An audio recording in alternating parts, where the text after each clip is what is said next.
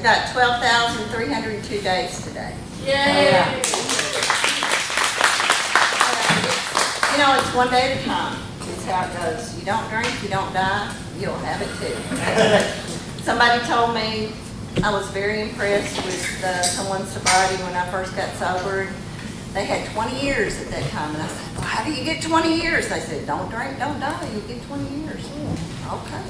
So, in everything that's happened in my life, in sobriety, I haven't drank about it. And all the rest of the stuff that I used to do with my drinking, I haven't done that either. So, I was taken through the big book, and in the big book it says, in the doctor's opinion, it says, all these and many others have one symptom in common. They cannot start drinking without developing the phenomenon of craving. And this phenomenon, as we have suggested, may be the manifestation of an allergy. Well, I understand what an allergy is. I'm allergic to penicillin, been allergic to it all my life. I'm still allergic to it, so I understand the allergy, which differentiates these people and sets them apart as a distinct entity. It's never been, by any treatment with which we are familiar, permanently eradicated. The only relief we have to suggest is entire abstinence. So that's what I've done. It's been entire abstinence. I took my first drink when I was 11 years old. I was in the car with my cousin. She was teaching me how to drive, sitting there beside her in her Valiant. The car was a Valiant, had red patent leather seat, holding on to the steering wheel. Now, we had been driving the dirt roads, and she had picked up a guy, and they were in the back making out, passing whiskey bottle. Lots of laughing, looked like lots of fun. So I wanted that too. So I took my first drink of whiskey there. And it wasn't too long that I had these horrible cramps in my colon. Ooh! Oh! You know, the fun's over with. We got to go home. Of course, we got to make up the lie first. Now, we weren't driving, and I wasn't driving. And we didn't pick up that fella James from Haynes, Arkansas. And we weren't drinking, and I certainly didn't take a drink. So when we got back to home, of course, that did not stop. I had to go to Dr. Hayes, and it was a Sunday afternoon. He determined I had a blockage and told me to take me back home and give me an enema. So my first drink of whiskey was an enema, which I never told him. I did, went right through that, 11 years old, and that didn't stop me. The next time I drank, it was, I was part of the Girl Scouts, we'd get at people's homes, and we were making daiquiris, and was drinking there. As I progressed through the years, it was lying about my age, falsifying my driver's license. Those were at the time that you could put them in the typewriter and you could change the date. They weren't plastic covered.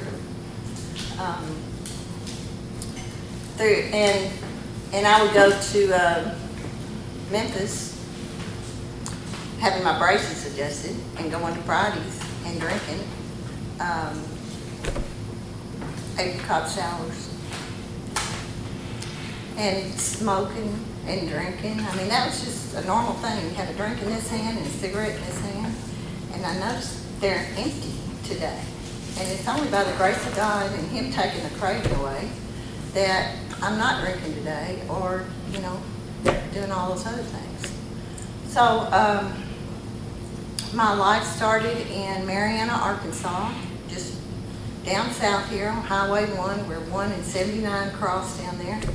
I'm an only child, and my neighborhood was pretty bad. I grew up in a neighborhood where I was molested and raped and Anytime that anything happened to me, my mother always told me, if you hadn't gotten out of your yard, they couldn't have got hold of you. So, I really didn't feel like I ever had any protection. You always wished and hoped for the big brother to come along and protect me. I knew about God, from being in the Baptist church there in Mariana, and I was pretty pissed at him. My aunt had been murdered in my grandparents' front yard when I was 5 at May 13th of 1962, and I witnessed that with her husband drunk and took a shotgun to her point blank in the chest. And she was my only aunt and my favorite aunt, and someone that paid a lot of attention to me. And I had heard the adults in my around me saying Claude is threatening to murder her, and he eventually did. He got the job done for sure, but I thought all adults were idiots, and I was not going to listen to them anymore.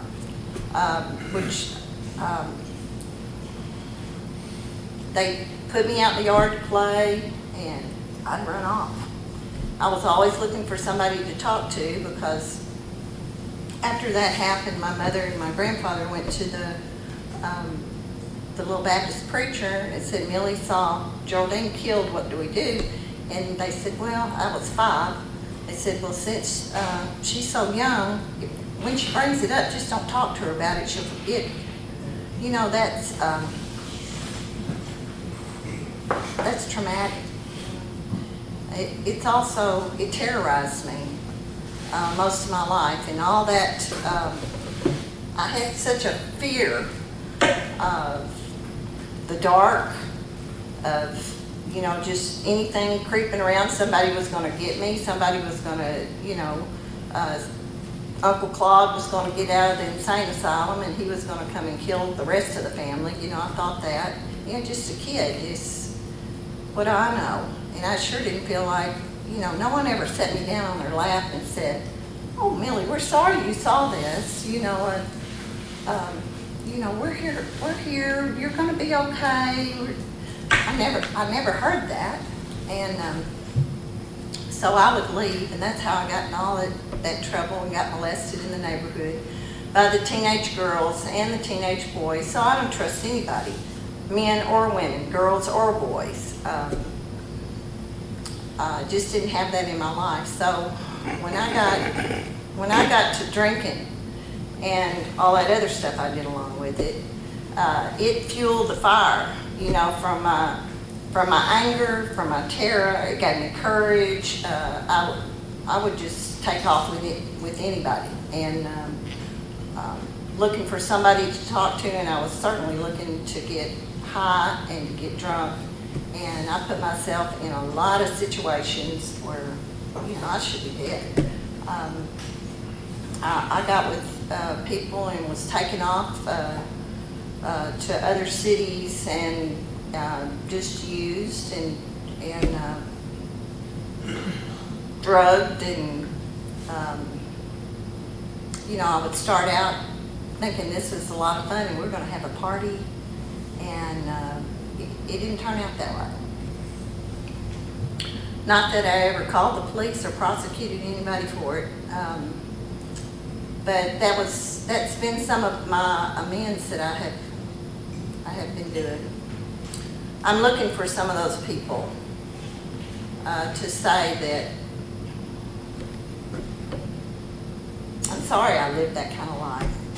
I'm sorry I was that kind of person. I don't live that way any longer, and I found a way out of alcoholism and also drug addiction. And I've come across one fella that got me down, and I repeated the story of what he did to me. Of course, he denied it. But I said, look, I'm in recovery, and I'm trying to get better. And he said, well, just forget about it. And I said, well, if I could have forgot about it, I would have done that a long time ago. but I couldn't. But I am. It affected my marriage. It affected my sex life.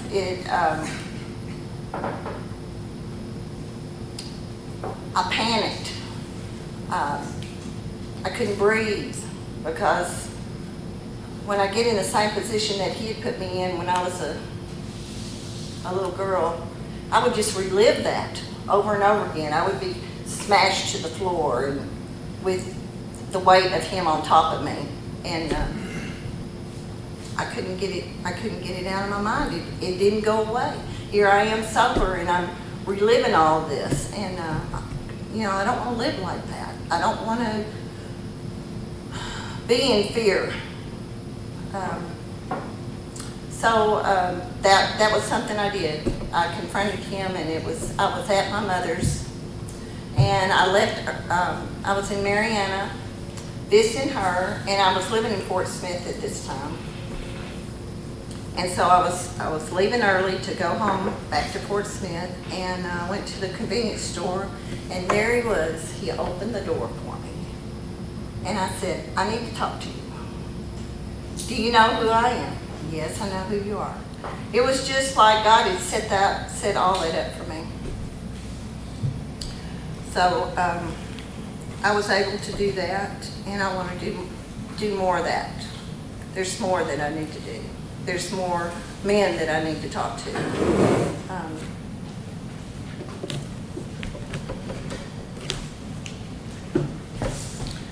So all those memories, and after sobriety, I didn't know what to do about that. And especially childhood trauma and sexual abuse. What do you do? Here I am sober, and I can't drink it away anymore, and I can't smoke it away anymore, and I can't take any of those things I was taking to stop that thinking and try and just escape from all that. I didn't realize that I was an alcoholic. I thought that was just the way to live.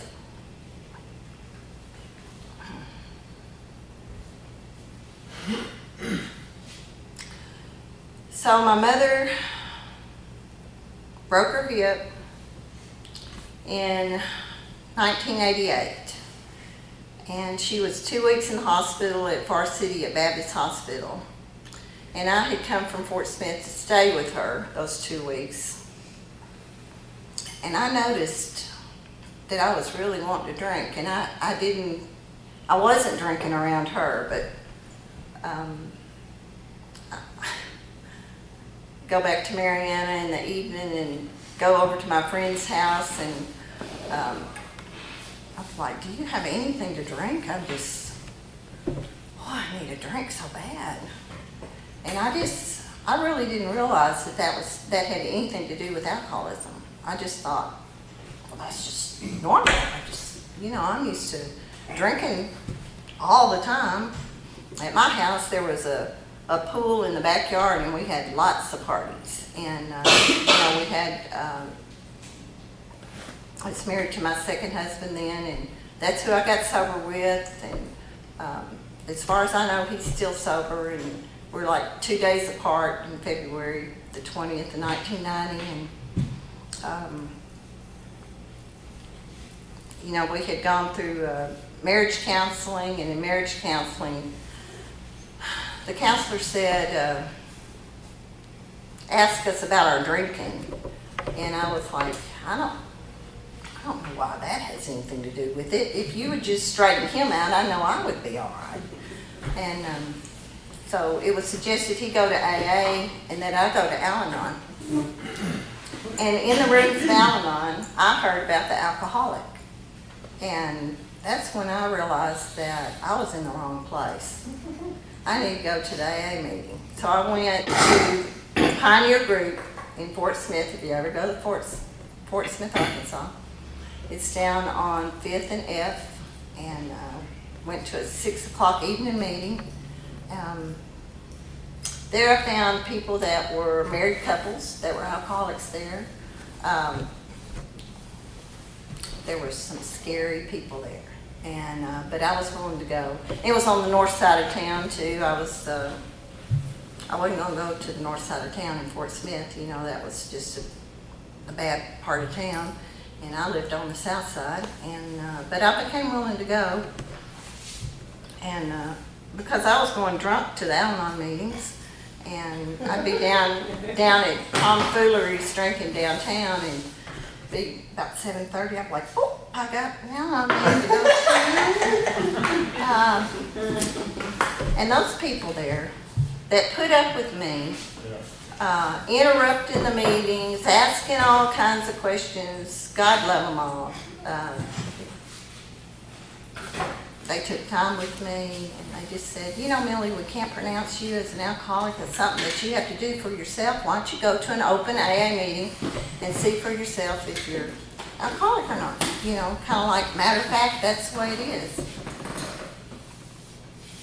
So that's what I did. And that last drink was coming home from Hot Springs from the horse races. It was President's Day. I was married to a banker, and the banking group always went they'd rent a bus and go down to Hot Springs, and we'd always get a van so we wouldn't ride the bus, so we could drink all the way down. And so that was upsetting, because we had one of our friends driving the van, and man, he was really swerving, going down those curvy roads down to Hot Springs, and I was pissed off and saying something about it, you know. It's like, you're gonna kill us. And I can't even mix my Bloody Mary back here because it's spilling. You know, I was really fascinated. He didn't come back home with us, you know, because I'd fussed at him so bad. Larry. You know Larry's dead. Larry's dead from drinking. His kidneys failed, and he's not living anymore.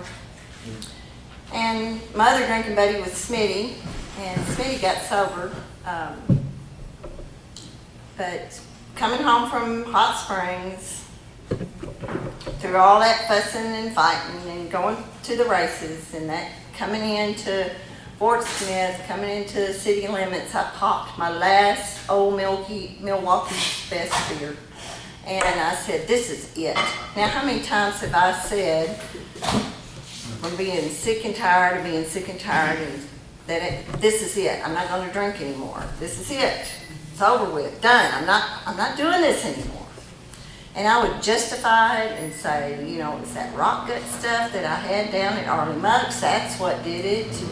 Or, you know, they were serving the low bottom stuff at tomfooleries, or, you know, I'd always blame it on something. Or I forgot to eat before I was drinking, or I should have eaten afterwards, and I should have had some of that burnt toast before I ever had you know, drink of whiskey or something. I had so many strange ideas about trying to control my drinking.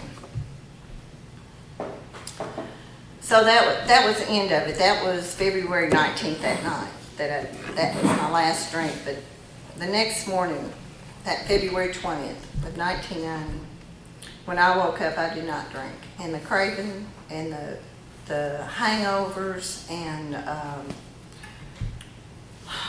you know, I didn't know what to do, what to drink. What do you do? And so going to eventually getting into AA. There was a women's meeting at St. Scholastica, and that Wednesday meeting, I would go in there and I would just lay on the table. I was so exhausted and so tired, and those women would just talk straight to me. They would just tell me, you know, how it is, and they'd say, Millie, it's okay, it's gonna pass, you know, you're gonna make it, it's, you know, keep coming back. And like, oh, God, I gained 8 pounds just right away. And they said, well, better plump than drunk, you know. Okay. So, every time I'd act up, every time I would be confused, there would be some old timer that would talk to me after the meeting and, help straighten me out, talk to me about working the steps. And I had a lot of trouble with God because, I prayed to God for that protection when I was a little girl. I couldn't understand why my Aunt Geraldine was murdered. I thought God should have stepped in between, that shotgun and her and protected her somehow. And so when it came to, coming to believe and finding a power greater than myself, I just used the group because there was a group of people that were staying sober. There was no denying that because I would go where I was invited, go to their homes, see how they were living. Of course, I'm curious about everything, so I'm questioning them a lot about, what are you reading? Where's your books? What do you, how are you living? You mean you're not keeping any beer in the refrigerator? And you're not serving wine? And, no. Not taking pills? You're not smoking dope? No. What I would do when they hugged me, I'd sniff them to see if that was real. Yeah, I would. And I'd see them out at Walmart, and they'd see me and hug me, and I'd sniff them then too. I just could not believe that people could get sober and be happy and live a, normal life. Can it really happen? I didn't know anybody that had gotten sober. My neighbors across the street when I grew up, they fought all the time, and both of them were drunks. And they would quit drinking for a while, and they'd fight even worse. And I couldn't wait until they were drinking again. At least it was a little quieter. But had friends that I drank and drug with, and some of them got arrested, and some went to jail, and some went to prison. And it was like a badge of honor. Well, I made it through prison, and here I'm back again, and we'd all be drinking and drugging again. It's not like they sobered up and had a sober life after that. So I didn't know anybody in recovery. So it took a while for me to come to believe in a power greater than myself. And I went through treatment at Gateway. It was on Grand Avenue there, and about a year and a half I stayed in treatment at outpatient treatment. I'd go every Tuesday and Thursday, 6:30 to 7:30, and then from 7:30 to 8, get with people that I'd met, and we would go to NA meetings and AA meetings, and I was, trying to make a decision where I felt comfortable, where I belonged. In the different meetings in Fort Smith, and some people would come back from conventions from springtime in the Ozarks or old granddad, and they tell in the meetings about what fun they had, and there were speakers from out of state, and these people from California were coming in and talking, and they were dancing and playing bingo and having fun and swimming and going on the tour of the town and walking around. Everybody kept their badge on, and what is this? I had to go find out what that was all about. Have fun in sobriety. What's that? I thought you had to be drunk. I didn't ever think I'd dance again either. I thought my hips will never move. But I can dance sober. It's fun. Dancing's a happy time. Coming to the point of finding the God of my understanding was part in the treatment is that the counselor asked me to write down what God is to me. And, I made a list of what I thought God was to me. What kind of God would I want? A kind, loving, always protecting, everything that I didn't have when I was a little girl. Not in person, but in God form.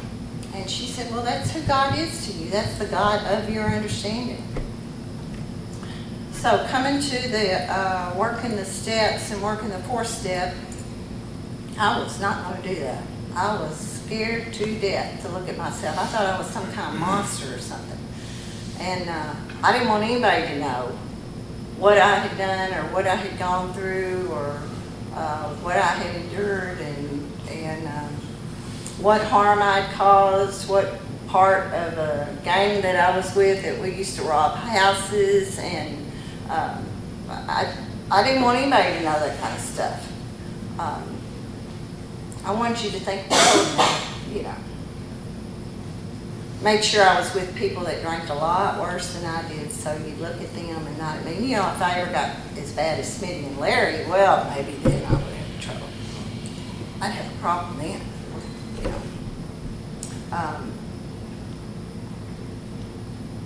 So when it came to working the 4th step, I went to Eureka Springs to hear Joe and Charlie in 1991 do the Big Book study.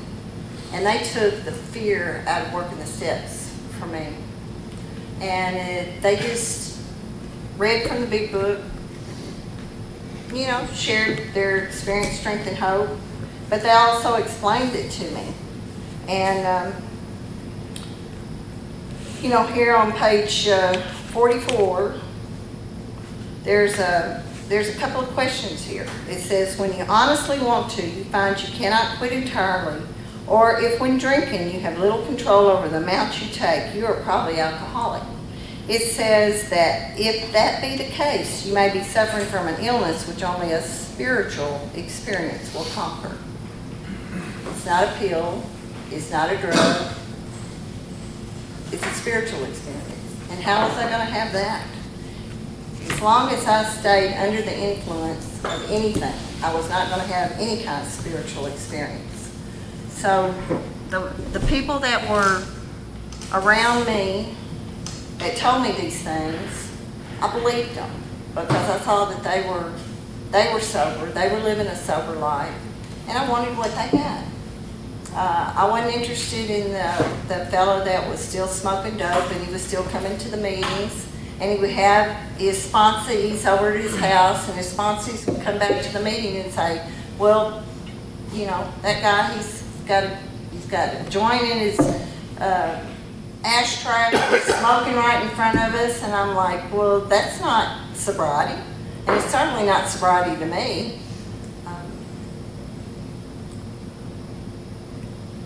So when I came home from that convention, after listening to Joe and Charlie, I got me I thought I was going to bring me a legal pad, but I got a long legal pad, turned it sideways, and started writing who I was mad at. Of course, Mama, she's right there on top.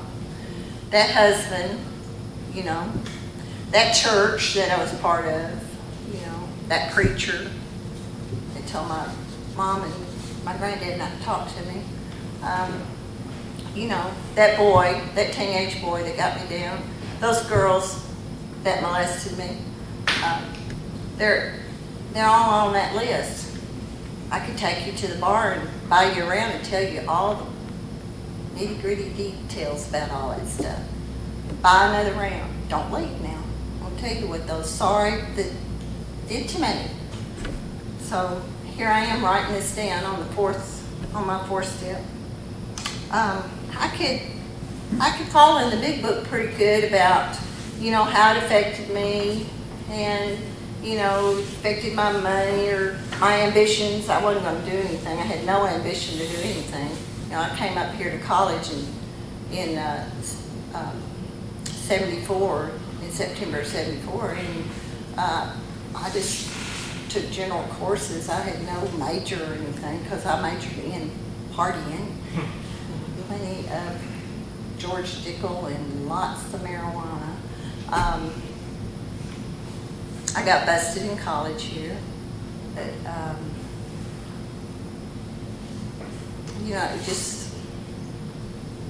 I could list all that, but I could not see my part. I couldn't see where I was selfish and self-centered and dishonest and frightened.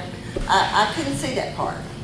And I had this sponsor thank God for Rosemary. I called her today and told her I was speaking tonight. Please pray for me. She took time with me in me telling this, in this fifth step. I would come over to her house on Sunday afternoon, and it would be about, she'd take about 2 hours. We'd sit on her deck. I tried to give her that paper that I'd written, and she said, oh no, we're gonna go over these one at a time. And she was so good with me, she would ask me questions about that, and I would tell her. And, we came to the conclusion of what it was, of my selfishness and self-seeking and dishonest and frightened, and how I was wanting people to behave a certain way so I would be all right.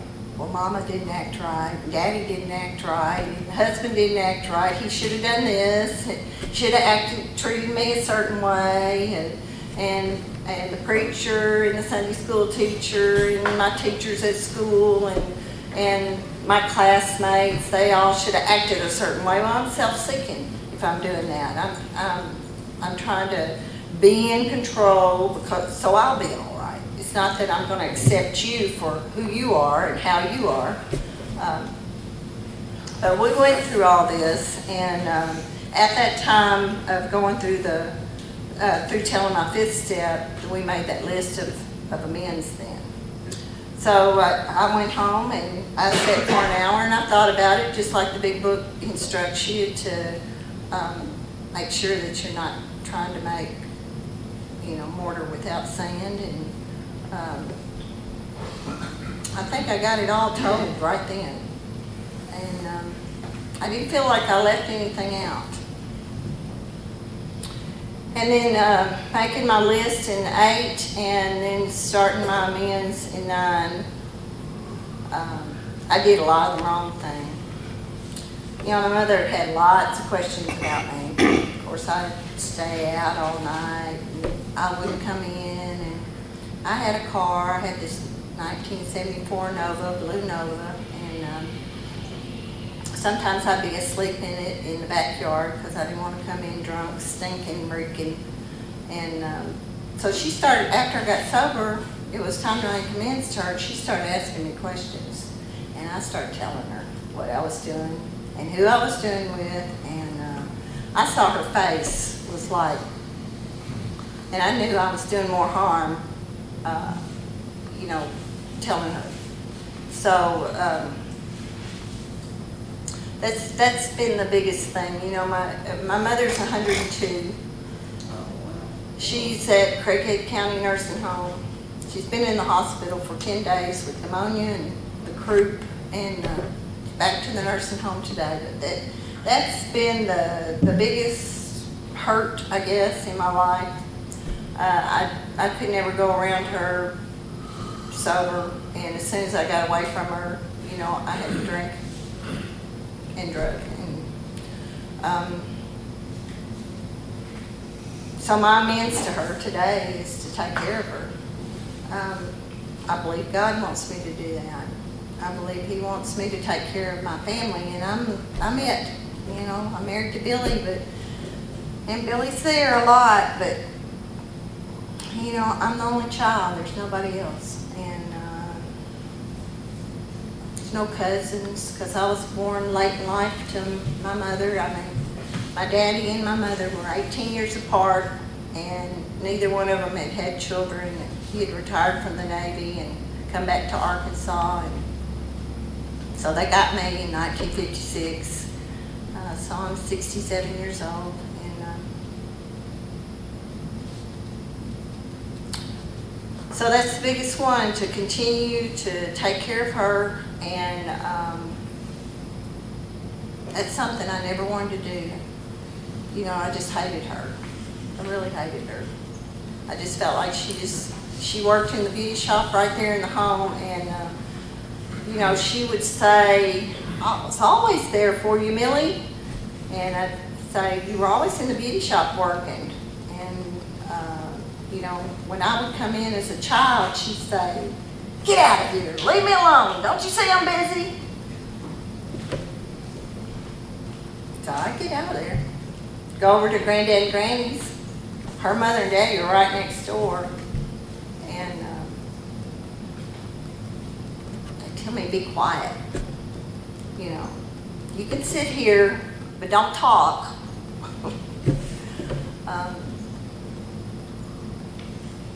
I'm so grateful that God protected me, that kept me alive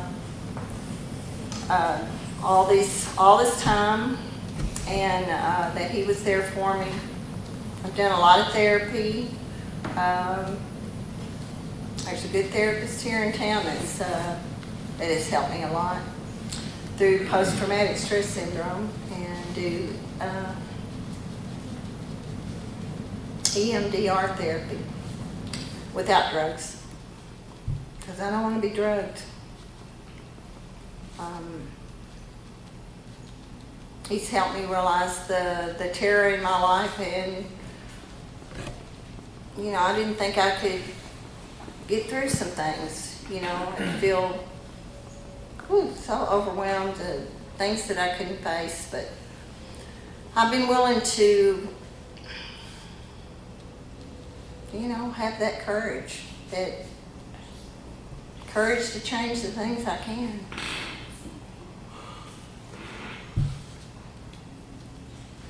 I just had dental surgery. This is a fridge, and I was so frightened. At the dentist, I thought he was going to have to, you know, completely knock me out to get to do this, and I started praying about it. I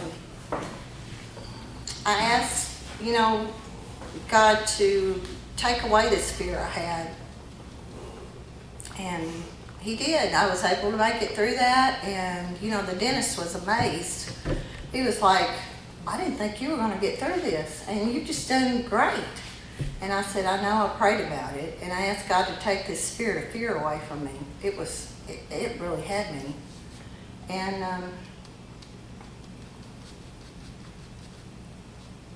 you know, in step 10, it says for us to continue to watch for these things, you know, and that's like going through 4, 5, 6, 7, 8, 9. Just keep doing that. Every day I know that I am powerless over alcohol and my life is unmanageable. Every day. I'm never going to have any power over alcohol, no matter how long that I've been sober, one day at a time of 12,302 days. My God, who stays sober that long? You know, I know there's people a lot sober than me, but it just amazes me that each day that I don't even think about drinking.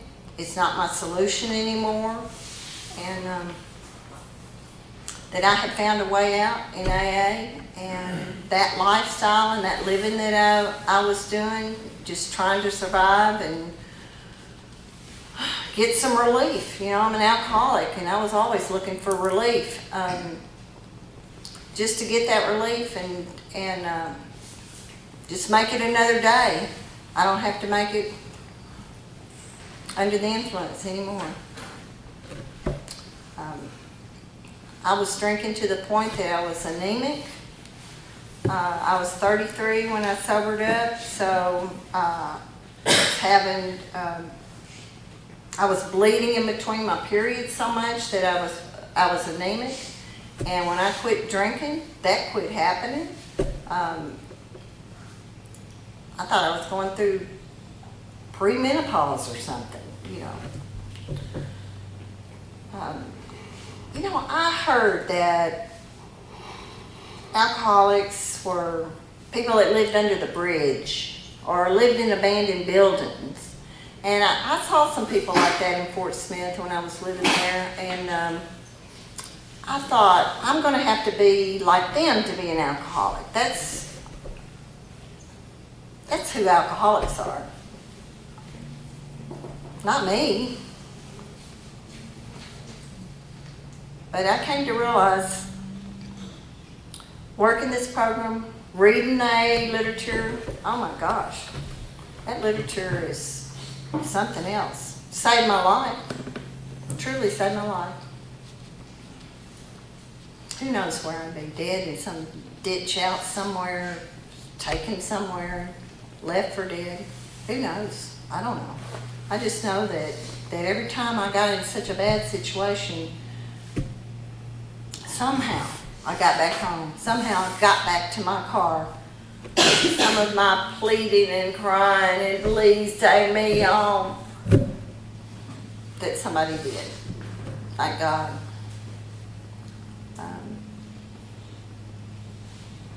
There's been some times where I have ran naked on the road to get away from where I was.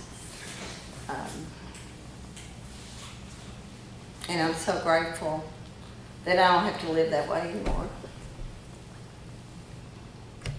I've lived in a lot of places. My first husband was a drug dealer, and we lived in Detroit, Michigan. He was somebody I met in my hometown, and he wanted to go back to his home, and we got busted with 1.5 ounces of PCP, if y'all even know what that is. And he did like 120 days in county jail there in Michigan, and they let me off, and I was a driving instructor for ABC driving school there, taught adults how to drive. Little country girl up there in Michigan, oh my gosh.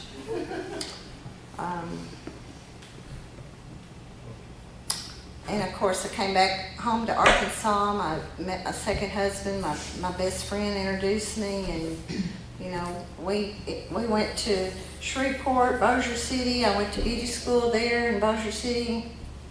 Got my cosmetology license in 1981. I had my lifetime license from Arkansas. I could still work, but I'm retired. And so after 10 years of that marriage, and I divorced, and then met my third husband. He was a drug counselor for the Parkside Behavioral Program, and we ended up going to North Carolina, to Pinehurst, North Carolina, and then I started playing golf, and that was a lot of fun. I met some really great people there. It's where I met Tom and he took us in the prisons, and we got to go to a medium prison anyway. It was something we couldn't have got into as an AA group, taking the recovery in, and the prisoners, they cooked for us, and we had good fellowship there, and was part of his big book study. I was so grateful that I got to be there, part of the Southern Pines, Pinehurst, Aberdeen area there in North Carolina. It was great. It was go 2.5 hours, you'd be at Wilmington, and you'd get on the beach, and one of the doctors that was in the recovery, he had a beach house there right on the ocean. It was so cool. You could just call him up, Dr. Clark, can we go to the beach house? The keys are under the steps, you know, just make yourself at home, replace anything you use. Go to meetings on the beach. I've been to a lot of places, and my fourth husband was somebody I met there. I came back to Fort Smith, and he was somebody that had been sober a lot longer than me before, but he went back out on meth, and he went to prison, and I was his friend. I was writing him while he was in prison, sending him pictures. We'd gather up the group. There's a group called the Grateful Heads there in Fort Smith, and we'd take pictures and send to him, and he got out of prison, and you know, we were just friends. I wasn't interested in romance or anything, but we eventually got there, and we were married 10 years, and that's where I was in the home there, and that's when my mother lost her vision, and she came to live with us for a few years, and then, well, that marriage ended. So we came back to Eastern Arkansas, and here I am in Jonesboro. I came to Jonesboro in 2014, in November of 2014. Came to this group. I'd already known about Jonesboro a long time ago. I first spoke in Jonesboro at the Night Owl meeting in 1993. It was at the old Holiday Inn there on the corner of Redwood Boulevard. And what is that, Phillips there? So I came to the group, and the night that I came to the group, Billy was here with his girlfriend, sitting back there, and I came to the business meeting, and somehow they knew I had a lot of time. I don't know, maybe I said something about it, but they nominated me for treasurer, so I was the treasurer of the group. In I guess from 2015 to 2017, I served 2 years as the treasurer of this group. And I hadn't even really joined the group, you know, but I was like, you are going to join our group, right? Yeah, okay. And then, you know, Billy and I think our first date was April 8th. Of 2015, you know, he has a motorcycle, so I noticed that right away. I had my leathers from another time in my life, so I had my chaps and my jacket, and I even told him I still have my leathers. And so we went for a ride. That afternoon, and it was Wednesday night. So he was part of a church, and I wasn't. And of course, the ride was over, and I was wanting him to come into the apartment. And he said, "No, I've got church on Wednesday night." And I just stood there like, "Please invite me." And he did. So our first date was a motorcycle ride, and then we went to church on Wednesday night. And we've just been together ever since. And